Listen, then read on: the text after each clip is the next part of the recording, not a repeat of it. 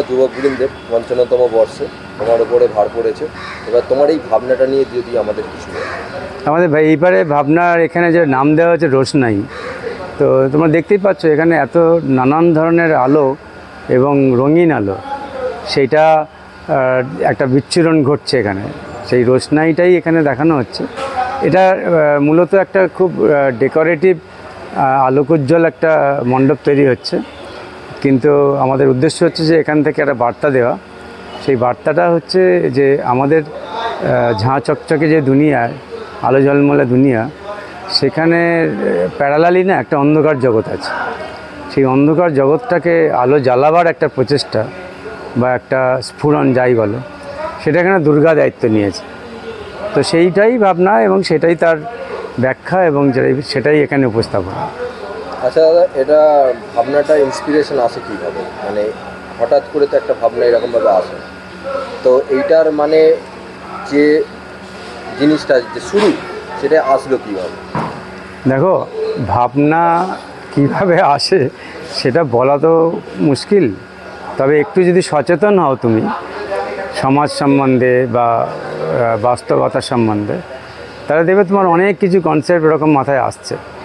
শুধুমাত্র যে এই ধরনের মেসেজের কথা বলছি তা না, ধরো ক্রিয়েটিভ জগতের যদি ভাবনা চিন্তা বলো, বা এই যে ধরো তোমরা যে কাজটা করছো সেই কাজেরও তো কিছু কিছু ক্রিয়েটিভ কনসেপ্ট থাকে। সেই কনসেপ্টগুলো তোমাদের ভাবনা মাথায় আসে কিভাবে?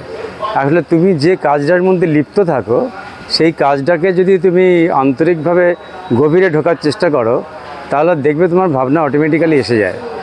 তো আমাদেরও তাই, আমাদের এটা যেহেতু কাজ, এটা জীবিকা এবং প্যাশন যাই বলো, তো সেই জন্য আমরাও কাজ করতে করতে করতে করতে এরকম মাথায় এসে যায় আর কি। এটা ক্লিক করে, ছোট্ট একটা ঝিলিক মারে, তারপর সেটাকে আস্তে আস্তে আস্তে আস্তে এনহ্যান্স হয়, হয়ে সেটাকে R&D হয়, হয়ে তারপরে একটা জায়গাতে এসে ডেভেলপ হয় এটা।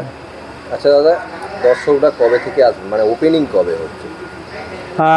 একটা সিনেমা কি যেন দেবী চৌধুরী রানী, সেটা রিলিজ হচ্ছে, সেটার একটা প্রোমো আছে 20 তারিখে, সেটাতে একটা উদ্বোধন আছে প্যান্ডেলটাতে। তারপরে বোধহয় দ্বিতীয় বা তৃতীয়, আমি ঠিক জানি না, এখানে বোধহয় মন্ত্রী আছেন, উনি বোধহয় একটা ডেট ফেট ফিক্স করেন, আমি ঠিক বলতে পারবো না এটা ঠিক।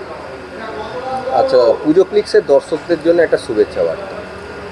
শুভেচ্ছা হচ্ছে যে পুজো আবার এসে গেল, আর একটা পুজো, আপনারা নিশ্চয়ই আনন্দ করবেন পুজোতে, এবং সেই সঙ্গে একটু সচেতন থাকবেন যে সমাজে যে অন্ধকার জগৎটা আছে, সেটাকে যদি অন্তত আপনার প্রচেষ্টা তো একজনকে হলেও আলো দেখাতে পারেন, যে প্রচেষ্টাটা আমরা এখানে করছি। এবং অবশ্যই এই মণ্ডপটা দেখার অনুরোধ রইল। শিল্পী হিসেবে আমার এটা বলতে পারেন আপনাদের কাছে একটা নিমন্ত্রণ।